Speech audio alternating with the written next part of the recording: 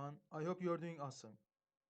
In this video, I would like to review the Efficient Infinite Context Transformer paper introduced by Google researchers and the Infinite Attention module that the authors propose in it.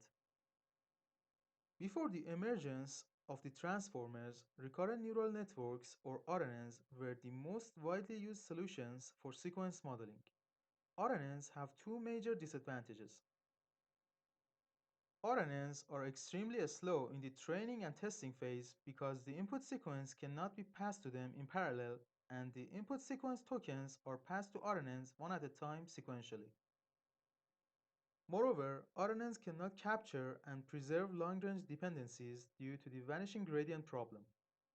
Actually, this is the main disadvantage of RNNs because in many cases, an important part of the information of the sequence exists in long-range dependencies. In 2014, the attention mechanism was introduced to address this issue and attain token-specific context vectors for each token in the target sequence that attends differently to each part of the source sequence in a translation task. If you're interested in learning more about the attention mechanism, I strongly recommend you to watch my video about the attention mechanism in which I provided a comprehensive and visual explanation of the attention mechanism. I'll put the link in the description for you. Later on, the transformer architecture utilized only the attention mechanism without RNNs for sequence modeling. The transformer architecture is capable of preserving very long-range dependencies. In addition, the transformers are quite fast because the whole input tokens in the sequence are passed to the model at the same time in a parallel fashion. Modern LLMs are usually built upon the transformer architecture. The major drawback of transformer-based LLMs is that scaling them to longer sequences is challenging due to the quadratic complexity of attention mechanism in both memory and computation time. As a result, learning good representation from longer and longer sequences becomes costly financially. Lots of studies have been conducted to address this issue, and there exists a huge literature on this topic, and I'm going to review many of them in my future videos. So if you have not still subscribed to my channel, please subscribe to it and keep up. I constantly make high quality videos about machine learning and deep learning topics, so please subscribe to my channel and hit the bell icon to receive notifications when new videos are posted and stay updated. Okay, let's continue.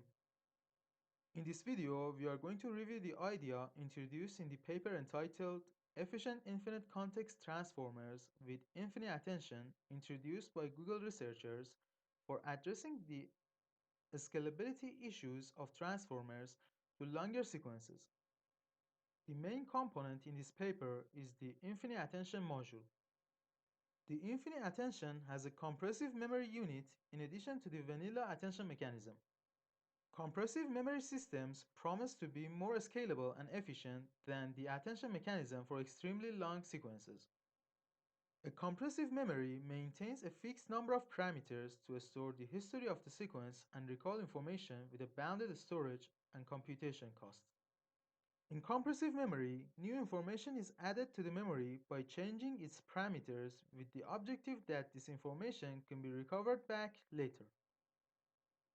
The idea behind the infinite attention and its compressive memory is quite simple. In this research, very long sequences are divided into S segments at first.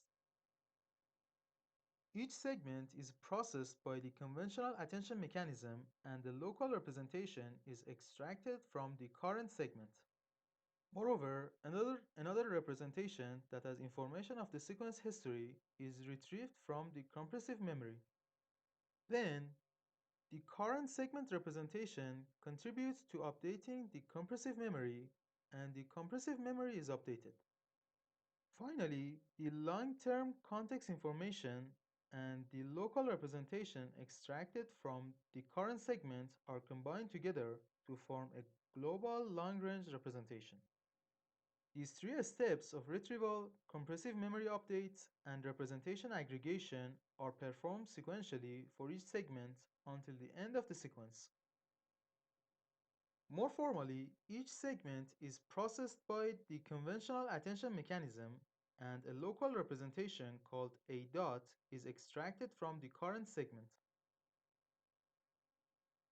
The definition of the K, Q, and V matrices is as follows. Afterward, another representation called a submemory that contains the information of the sequence history and previous segments is retrieved from the compressive memory. M sub s minus 1 is the memory, sigma is a nonlinear activation function, and z sub s minus 1 is a normalization factor defined by a summation over the keys. Then, the representation of the current segment contributes to updating the compressive memory, and the compressive memory and the normalization factor are updated. Inspired by the success of the delta rule, one can first retrieve the existing value entries and subtract them from new values before updating the compressive memory. Finally, the long-term context information and the local representation extracted from the current segment are combined together to form a global long-range representation. These three steps of retrieval, compressive memory update, and representation aggregation are performed sequentially for each segment until the end of the sequence. If you have any questions, please ask in the comments. I'll answer all of the questions. If you're interested in learning more about the efficient infinite context transformers and delta rule, I strongly recommend you to read the original papers. I hope you find this video informative and educational. If you like this video, please subscribe to my channel, hit the bell icon to receive notifications when new videos are posted, and support the channel. Thanks.